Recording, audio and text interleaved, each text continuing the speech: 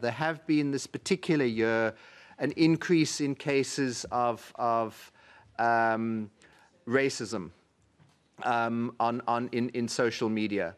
And it's been effectively predominantly white people saying nasty things about black people. When Jan van Riebeeck landed in the Western Cape, our problems began.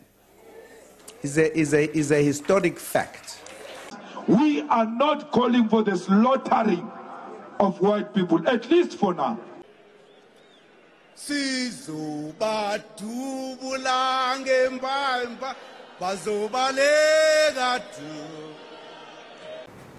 Ons is moeg vir rassepolies en ons is moeg vir selektiewe rasisme, maar ons is ook nou moeg vir stil bly.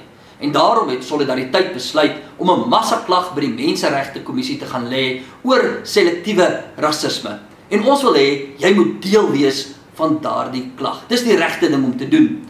SMS bloot die woordjie reg na 34802 en word deel van die klag. 34802 of besoek ons webbladsy www.solidariteit.co.za en stuur hierdie so wyd as moontlik.